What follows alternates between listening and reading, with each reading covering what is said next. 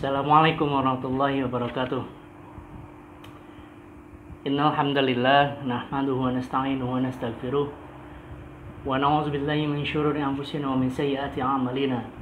May yahdihillahu fala mudilla lahu wa may yudlil fala hadiya lahu. Asyhadu an la ilaha illallah wa asyhadu anna Muhammadan 'abduhu wa rasuluh. Allahumma shalli 'ala sayyidina Muhammad wa 'ala ali sayyidina Muhammad. Faqala Allah Ta'ala fil Qur'anil Karim, a'udzu billahi minasyaitonir rajim. Bismillahirrahmanirrahim. Wa nunazzilu minal Qur'ani ma huwa syifaa'un wa rahmatul lil mu'minin. Al-ayat. Sahabat yang dimuliakan oleh Allah Subhanahu wa taala, alhamdulillah ini baru pertama kali sebenarnya ya. Baru pertama kali saya membuat video secara langsung seperti ini di tengah pandemi COVID-19 yang masih merebak sekarang ini, yang benar-benar ya Allah sungguh luar biasa efeknya. Kami sebenarnya, saya pribadi aslinya berdinas di Puskesmas Langansari 1, dan sekarang saya dipindah tugaskan untuk sementara ke rumah sakit umum untuk membantu penanganan COVID. Dan subhanallah, semuanya itu berimbas, semuanya berefek. Yang mudah-mudahan kita semua bisa mengambil hikmah dari semua kejadian ini, dan kita juga semoga diberikan kekuatan oleh Allah Subhanahu wa taala, dan juga kita semoga bisa melalui segala ujian yang sungguh luar biasa ini dengan penuh ketabahan, dan kita bisa keluar sebagai pemenang. Puji dan syukur kita panjatkan kepada Allah Subhanahu wa taala yang telah memberikan kepada kita berbagai macam kenikmatan. Wa in ta'uddu ni'matallahi la tuhsuha. Kalaulah nikmat itu harus kita hitung satu persatu, niscaya nikmat itu nggak akan terbilang, nggak akan terhitung, nggak mungkin kita dapat menghitungnya. Dari tangan saja, kalau kita hitung ini udah berapa juta nikmat yang sudah Allah titipkan pada tangan kita ini. Sel-sel yang ada di dalamnya, kuku yang senantiasa tumbuh tapi pas keluar tidak sakit, sel-sel yang selalu beregenerasi, bulu-bulu yang selalu numbuh, kulit yang selalu lembab, telapak tangan yang bisa merasakan, kulit yang bisa merasakan. Sungguh luar biasa. Belum lagi jatuh ke mata. Mata ini subhanallah, ini teknologi yang benar-benar sangat canggih yang Allah telah titipkan kepada kita semua. Yang dengan mata ini, yang dengan mata yang gratis ini,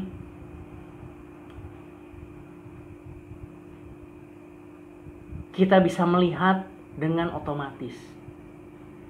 Kita bisa melihat tanpa memutar-mutar autofokusnya. Langsung jelek, dan itu luar biasa. Sangat jelas. Kalau dibikin megapiksel, nggak tahu berapa megapiksel. Subhanallah, luar biasa. Shalawat serta salam semoga terlimpahkan kepada junjungan alam, yakni Habibana wa Nabiyana Muhammad sallallahu alaihi wasallam, yang telah Allah sempurnakan jasadnya, Allah sempurnakan nasabnya, Allah sempurnakan fisiknya, Allah sempurnakan akhlaknya, yakni Habibana wa Nabiyana Muhammad sallallahu alaihi wasallam, kepada keluarganya, kepada sahabatnya, kepada para tabi'in hingga kepada kita selaku umatnya, yang mudah-mudahan kita senantiasa mendapatkan syafaat uzma dari beliau kelak di yaumil akhir. Amin amin Allah ya Allah ya rabbal alamin. Sahabat Saung Awirara, mungkin diantara sahabat semua belum ada yang kenal dengan Ana. Sebelumnya saya perkenalkan dulu ya. Nama asli saya sebenarnya sih Ajeng Heri Effendi. Basic keilmuan saya yaitu keperawatan. Saya profesi bidang keperawatan, nurse, eskep. Dan sebenarnya saya dipercayakan oleh Allah sebagai ahli di bidang luka. Mungkin bukan ahli juga ya. Ada kelebihan lah di bidang luka. Jadi luka mengenai dekubitus yang bolong di belakang, luka akibat diabetes, luka cancer, luka kecelakaan, pokoknya sebangsanding luka, insya Allah kami tangani di sini. Tapi ya karena pandemi ini, hampir semua layanan di saung kami sementara kami tunda dulu.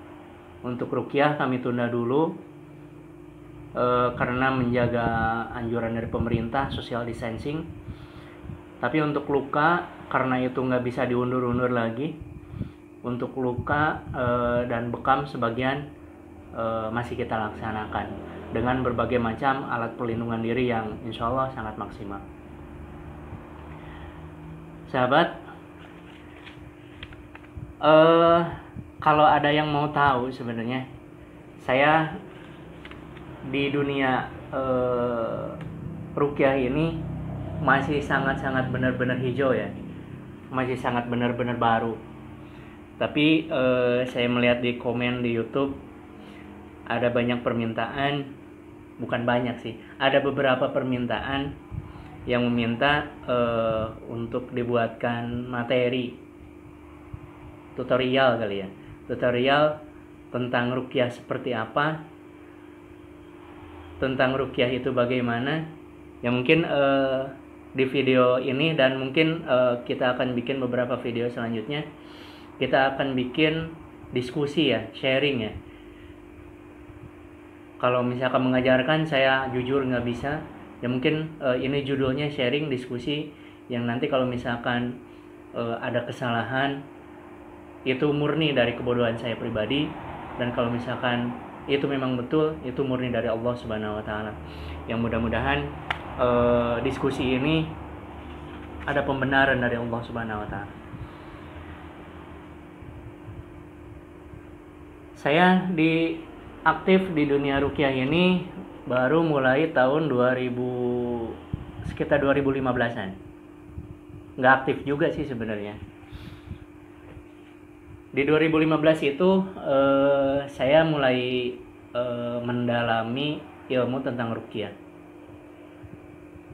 Sebenarnya karena basic saya itu perawatan medis yang identik dengan obat-obatan, pemeriksaan penunjang, rongsen, CT scan, laboratorium, nah seperti itu. Jadi waktu itu saya masih belum terlalu tertarik sama dunia ruqyah ini. Sampai dengan tahun 2013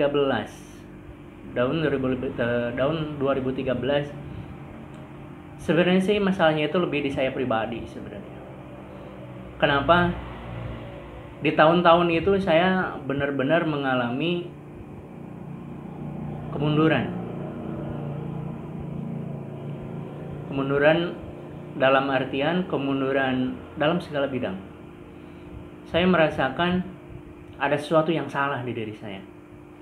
Saya merasakan ada sesuatu yang gak benar di diri saya. Ada yang gak beres di diri saya. Sehingga saya seolah-olah melakukan pencarian jati diri. Yang sebenarnya kalau misalkan dihitung telat, ya mungkin yang gak telat juga sih sebenarnya. Cuman ya kemana aja ya. Jadi di tahun 2013 itu saya benar-benar seolah-olah menjadi orang yang sedang mencari sesuatu. Apa ini terhadap masalah-masalah yang sedang saya hadapi. Mungkin kalau disebutlah hampir semua masalah, mulai dari ekonomi, keluarga, kerjaan, hampir semuanya bermasalah. Yang saya merasa sesek ya, capek, benar-benar capek.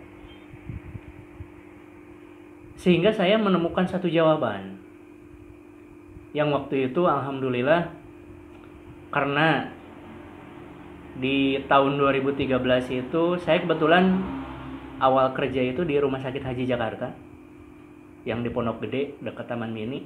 Saya di sana dari 2007 awal sampai kemarin 2019 awal.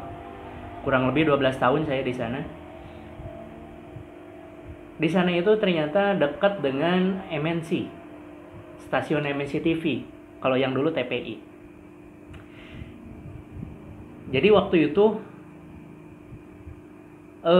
banyak acara-acara TV yang live di sana.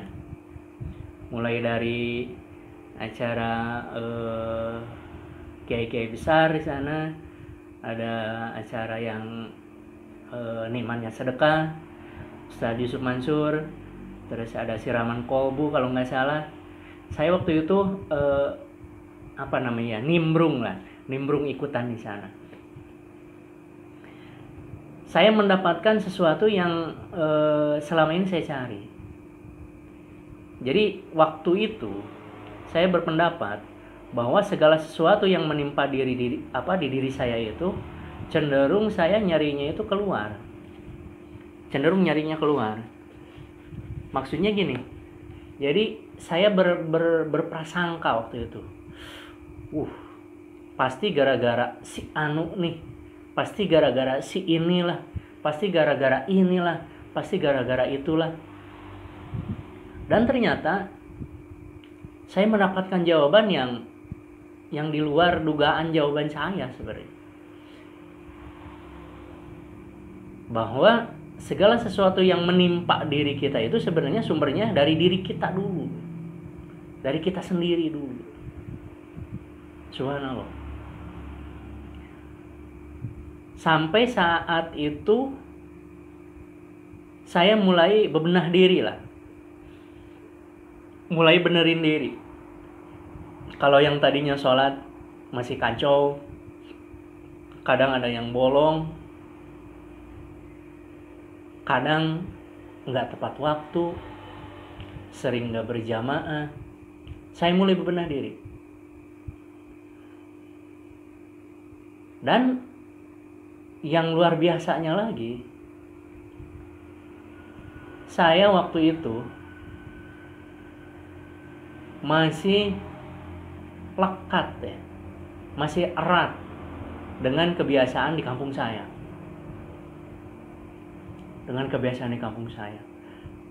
Jadi kebiasaan di kampung saya itu, ya punten ya. Kalau misalkan kita pergi keluar kota, kita mau ya namanya kerja di luar kota, istilahnya itu kalau nggak ada bekal ya. Kalau nggak ada bekal itu, kalau nggak ada titipan, itu rasanya ada yang kurang. Dan saya waktu itu, ya pelaku seperti itu. Asli pelaku seperti itu. Di dompet saya ada isinya. Kalau di badan sih insya Allah mungkin enggak ya. Dan saya meyakini itu. Dan ternyata luar biasa. Itu menjadi salah satu faktor yang membuat hidup saya agak goyang. Setelah saya mendapatkan pembenaran dari kajian tersebut. Kalau boleh jujur, ya namanya di kampung gitu ya. Kalau ada satu masalah, kita datang ke si anu.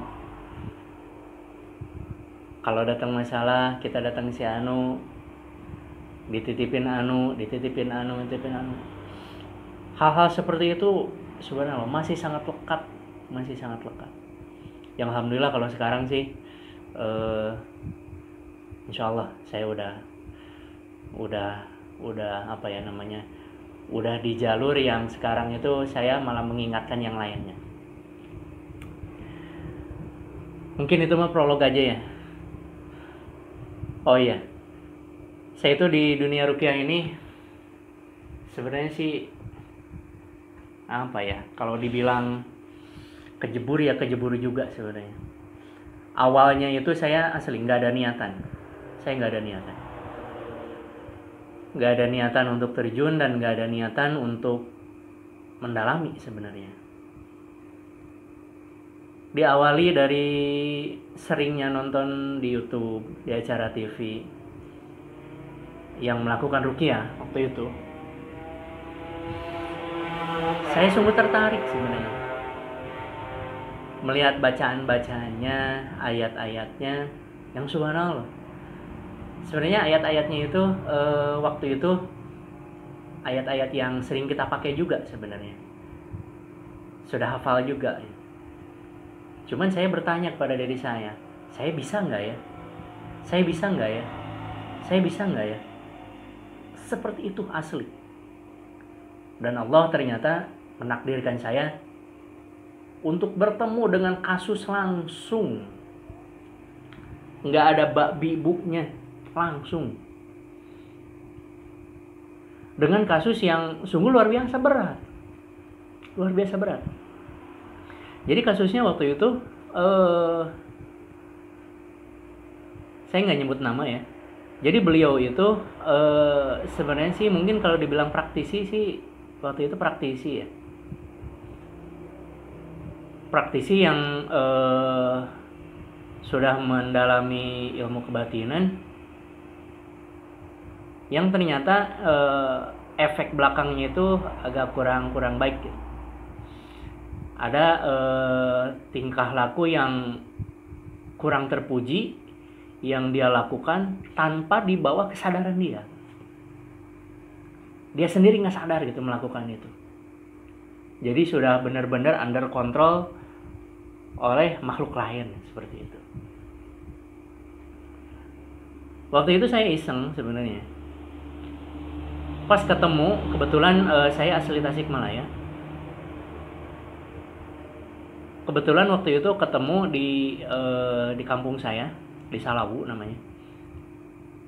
Pas ngobrol-ngobrol kok kayaknya si Akang ini kok beda gitu. Pas ngobrol dengan saya itu tiba-tiba raut mukanya itu jadi kesannya sih, saya ngelihat kesannya itu seperti nggak suka. Langsung wajahnya memerah, seperti mau keluar air mata. Matanya merah juga. Sehingga saya menitipkan pesan sama ibu sebenarnya. Karena saya kalau misalkan bicara langsung dengan si Akang itu nggak enak, nitip pesan ke ibu. Saya bilang, "Mah, titip pesan ke si Akang itu ditunggu salat zuhur kita berjamaah di masjid." Awalnya seperti itu. Yang singkat cerita, kita salat berjamaah di masjid dan tiba-tiba beliau datang, asli datang. Pas di sana ketemu, sudah beres salat berjamaahnya, luar biasa. Saya ya diskusi ngobrol-ngobrol sebenarnya kan udah kenal. Diskusi ngobrol-ngobrol, dia curhat lah. Jadi ya dia memang ngulik ilmu karena dasar sakit hati sebenarnya. Karena dasar sakit hati. Jadi dia kalau dibilang canggih sih canggih juga ilmunya. Dia bilang kalau misalkan dia lagi wiridan, lagi ngamalin amalannya, dia itu merasa bisa terbang sehingga kepalanya itu bisa nyampe dengan langit-langit rumah. Canggih, luar biasa. Cuman ya itu, efek di belakangnya itu. Kalau misalkan dia kalau di kampung itu suka ada bangreng ya. Bangreng itu semacam ya kayak kesenian daerah yang ada lagu-laguannya seperti itu, ada sindennya juga. Kalau misalkan di acara itu ada yang menyanyikan satu lagu, Bang Bung Hidung kalau nggak salah atau apa gitu ya. dia itu langsung jadi gitu, surupan, nggak bisa dikontrol. Atau misalkan dia ngelihat ada bunga mawar yang merah, kembang berem kalau istilah Sunda, langsung jadi juga dia. Atau ada yang rokok, langsung disabet sama dia tanpa babi bu. Itu di bawah kontrol dia sebenarnya. Dan saya dengar cerita juga, dia itu sudah berobat kemana-mana. Malah satu cerita, dia itu datang ke, ya dibilang orang pinter mungkin ya. Pas dicoba diobatin, alhasil rumah orang pinternya itu malah yang amburadul. Habis sama dia. Luar biasa. Luar biasa. Nah, waktu itu saya dengan kepolosan saya, dengan benar-benar apa sih gitu. Masih seperti itu orang-orang itu. Kamu anak kecil, nah kesannya itu masih gitu. Dan saya juga merasa seperti itu. Saya merasa belum bisa apa-apa ya. Saya bilang, ya kita coba dulu. Kita coba dulu. Kita coba di masjid. Waktu itu saya, dia, dan ada 2 orang lagi yang waktu itu sholat zuhur bersama. Kita coba teknik ruqyah yang waktu itu saya sendiri masih belum terlalu kalau misalkan lancar itu belum terlalu lancar gitu. Masih belum terlalu, kalau dibilang mahir ya nyampe sekarang juga sih nggak mahir ya. Masih belum terlalu bisa lah. Terus waktu itu gini, saya suruh dia sila, duduk sila. Saya bilang tutup matanya. Waktu itu saya sederhana, bacainnya itu Fatihah biasa, 3 kulhu, falak, annas, dan tiba-tiba dia langsung jadi. Makhluk yang ada di tubuhnya itu langsung bereaksi, langsung aktif. Dan dia menyebut namanya, bahwa dia itu Mbah Anu yang sumbernya dari Kulon. Yang waktu itu dikeluarkannya itu susahnya minta ampun. Yang ngeluarinya malah yang kalah. Waktu itu saya bukan memakai jurus ya. Saya itu waktu itu memakai ayat. Memakai ayatnya itu yang sederhana. Ayat-ayatnya yang masih sederhana. Bukan sederhana sih sebenarnya. Ayat-ayat yang mungkin anak-anak SD, anak-anak kecil juga udah paham lah. Surat-surat itu masih di juz 30-an ya. Seperti ayat-ayat yang di surat Al-Bayyinah. Luar biasa. Waktu itu saya menghadirkan siksaan bakar ya, kita bakar gitu jinnya. Kita bikin gosong pakai surat Al-Bayyinah. Kita bikin tekanan itu di innal ladzina kafaru min ahlil kitabi wal musyrikina fi nari jahannam khalidina ulaika hum syarrul bariyah. Luar biasa. Saya tekenin terus di bacaan itu, di ayat itu, walaupun awalnya tetap ya dari awal. Langsung makhluknya itu langsung bertekuk lutut, langsung nyembah, dia bilang ampun. Subhanallah. Akhirnya waktu itu makhluknya bersyahadat. Dan alhamdulillah nyampe sekarang. Sekarang beliau suka kumpul ngeriung sama kita-kita.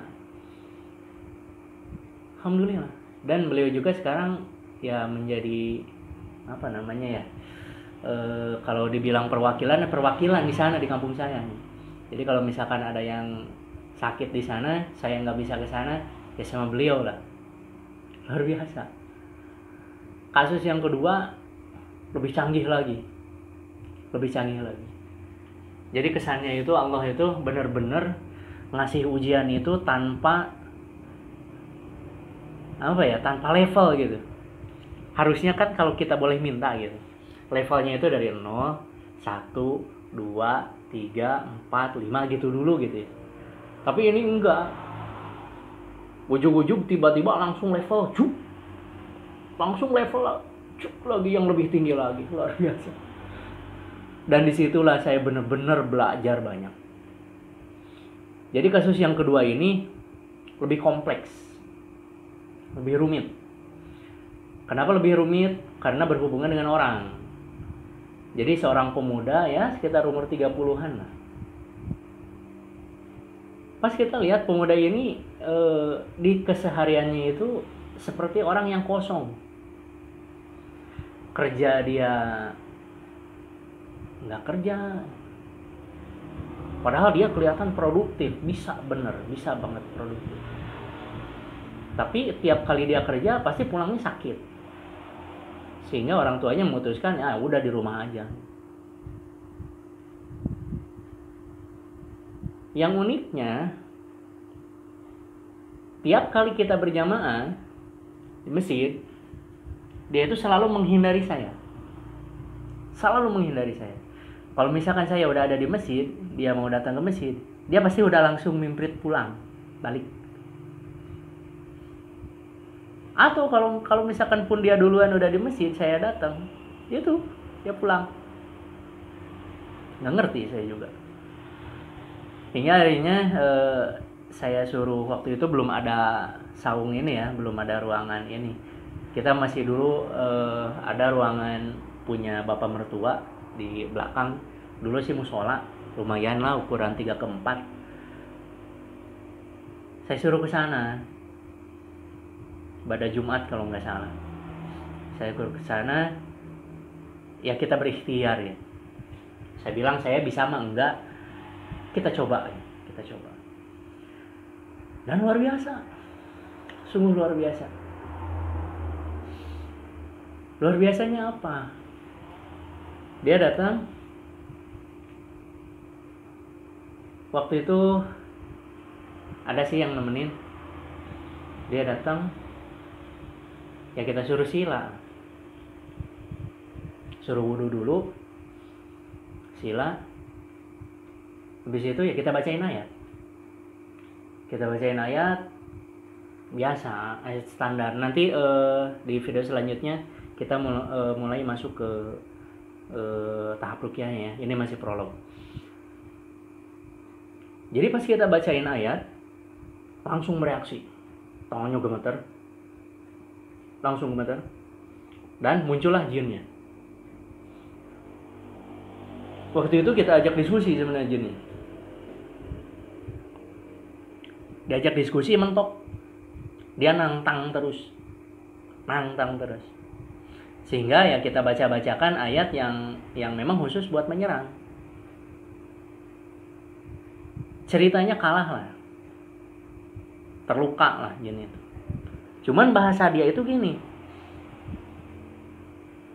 Gua gak akan keluar dari tubuh ini selama lu enggak ngalahin yang nyuruh gua. Gitu bahasanya. Untuk ukuran waktu itu yang masih newbie, yang masih baru, saya langsung bek ke hati itu. Astagfirullahaladzim. Jauh ini kita urusan. Luar biasa. Dan waktu itu ya nggak mungkin mundur juga kan. Kita nggak mungkin mundur, nggak mungkin. Nggak ada kata mundur. Maju terus. Bismillah, la haula wala quwata illa billahil aliyyil azim. Saya teguhkan hati. Saya bilang, ayo suruh yang nyuruh kamu datang ke sini.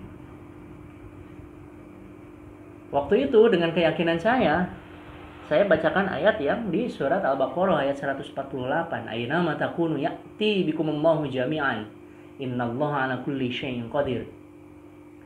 Luar biasa. Tadinya pas saya bacain ayat tentang ya siksaan lah, tentang neraka kayak seperti itu, sakitan si klien ini tuh, si masnya itu kesakitan. Tapi tiba-tiba setelah ada obrolan itu, kok dia itu diam aja, biasa aja. Saya bacain ayat-ayat yang kayaknya udah semua saya keluarin gitu waktu itu, diam aja. Pas saya tanya, saya bilang, kamu ini siapa gitu, kamu nggak bereaksi dari tadi. Dia ketawa,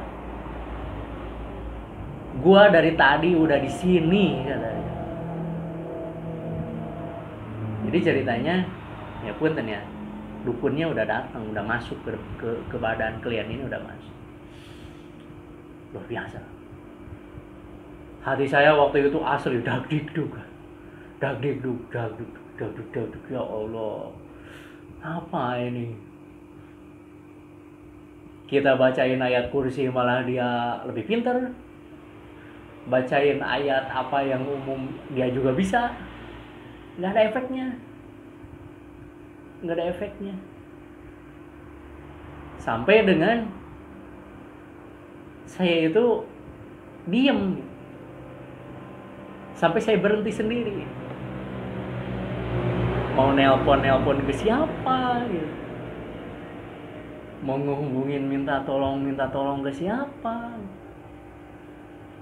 Tapi ternyata subhanallah, Allah itu maha pemberi petunjuk ya. Di diamnya saya waktu itu, saya tutup mata,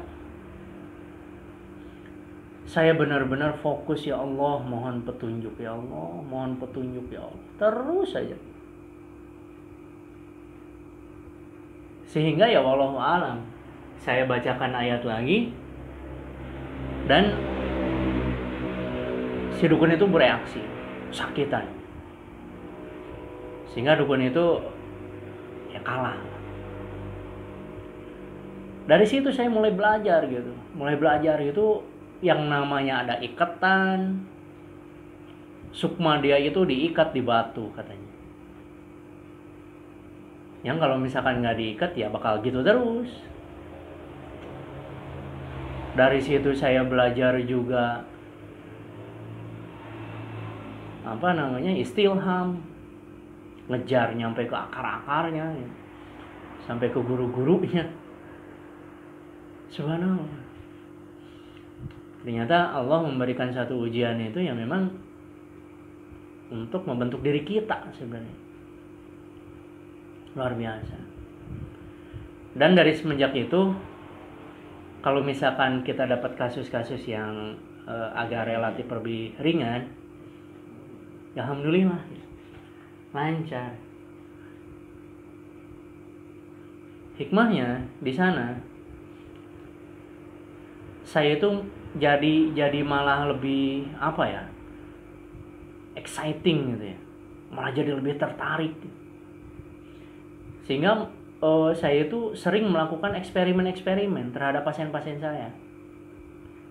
Contoh, saya kan sering merawat luka yang ya namanya luka akibat diabetes.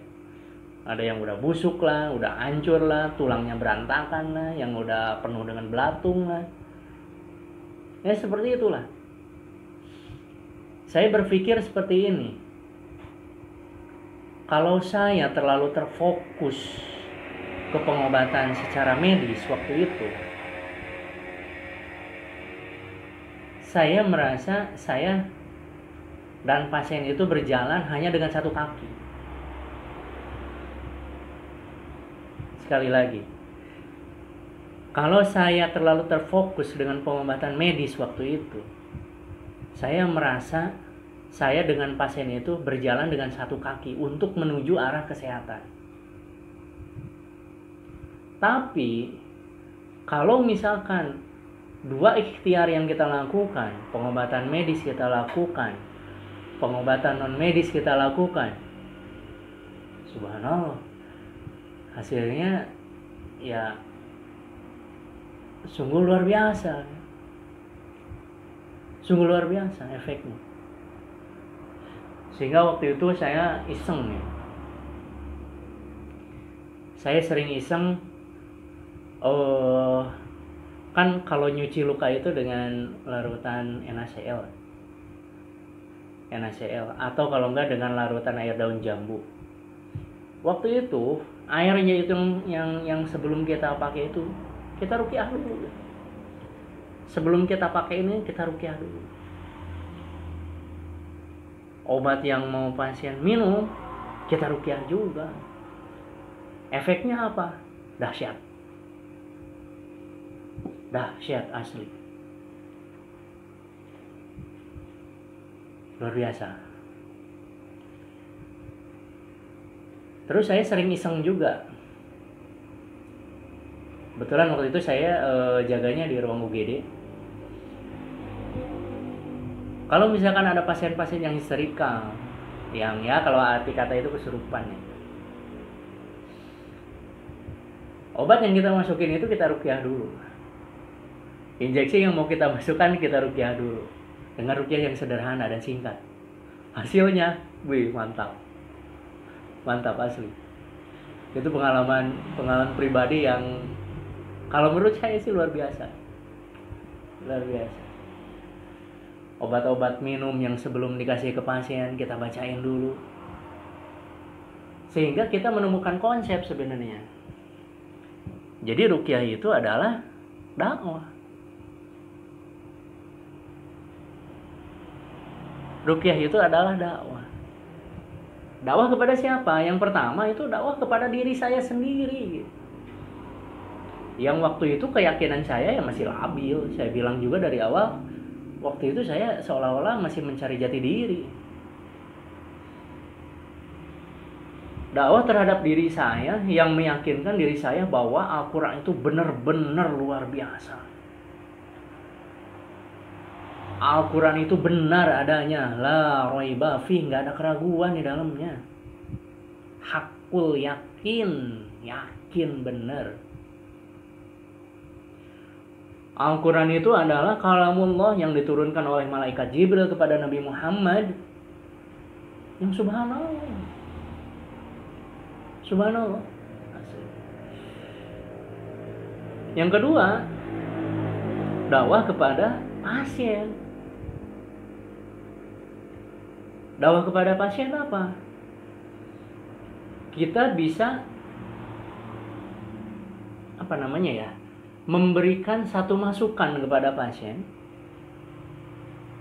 yang mungkin kalau saat pasien sehat itu susah masukan itu masuk. Kita kasih masukan ini yang ikhtiar kita enggak selalu medis, tapi dengan ilahiyah juga, dengan jalan Allah. Yang ketiga, kita dakwah kepada siapa? Keluarga pasien. Hampir dari semua yang datang di sini, rata-rata nggak ada yang ruqyah itu nggak tanpa didampingi oleh keluarganya.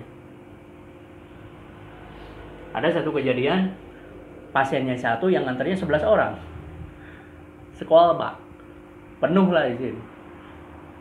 Yang lucunya, pasiennya anteng-anteng aja, yang nganternya kesurupan. Lucu. Yang ketiga, yang keempat, dakwah kepada makhluk yang ada di diri pasien. Jin. Wa ma khalaqtul jinna wal insa illa liya'budun. Kita menyadarkan mereka sebenarnya. Wallahu alam ya.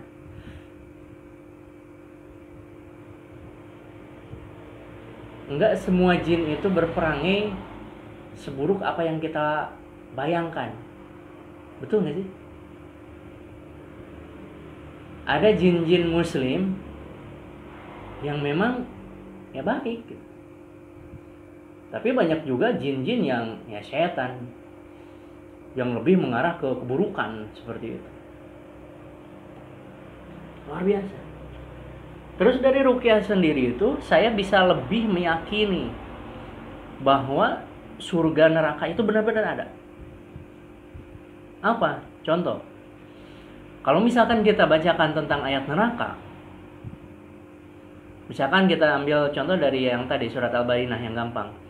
Innal ladzina kafaru min ahlil kitabi wal musyrikina fi nari jahannam khalidina fiha ulaika hum syarrul bariyah.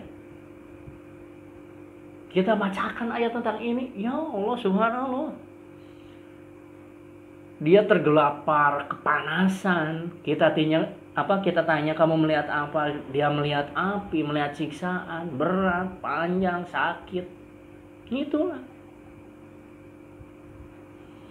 Tapi pas kita bacakan ayat selanjutnya, innal ladzina amanu, sungguhnya orang-orang yang beriman, wa amilus sholihah, dan beramal soleh. Innal ladzina amanu wa amilus sholihati ulaika hum khairul bariyah. Jazaohum inda rabbihim jannatu adnin tajri min tahtihal anhar. Pas kita bacakan ayat-ayat tentang surga, jannah, surga, subhanallah, dia itu seperti seolah-olah orang yang menikmati, enjoy banget. Dan dia pengen ke sana. Tertarik ke sana. Dan subhanallahnya, ya mungkin jalan dakwahnya di situ. Dia bisa bersyahadat. Baca 2 kalimat syahadat. Luar biasa. Dari situlah saya mulai nyicil belajar. Dan nyampe sekarang juga sih masih belajar, masih jauh banget. Masih belajar. Saya mohon bimbingannya kepada para roki senior. Kalau misalkan saya salah, mohon ditegur. Ingatkan saya. Dan kalau misalkan saya loyo, kasih semangat saya. Karena jalan ini tuh ternyata berat. Asli berat. Berat asli.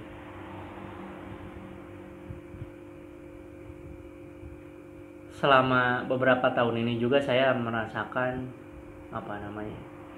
serangan lahir batin sebenarnya. Serangan lahir batin kepada diri saya sendiri, kepada keluarga. Yang mudah-mudahan insyaallah Allah memberikan kekuatan sehingga kita bisa tetap istiqomah di jalannya. Terakhir untuk prolog ini, saya memohon doa kepada semuanya. Semoga kami yang di rumah sakit, khususnya yang bertugas di ISO COVID, ruang isolasi COVID, mudah-mudahan semuanya diberikan kesehatan, berikan kekuatan, dan juga semakin banyak pasien yang sembuh. Dan kita semua juga semoga terhindar dari segala penyakit yang berbahaya ini. Sekali lagi saya mohon maaf bila ada kata-kata saya yang kurang pas, kata-kata yang kurang berkenan, yang salahnya murni kebodohan dari saya pribadi, yang benarnya dari Allah Subhanahu wa taala. Semoga Allah memberikan jalan kepada kita semua untuk selalu istiqomah di jalannya. Akhirul kalam. Assalamualaikum warahmatullahi wabarakatuh.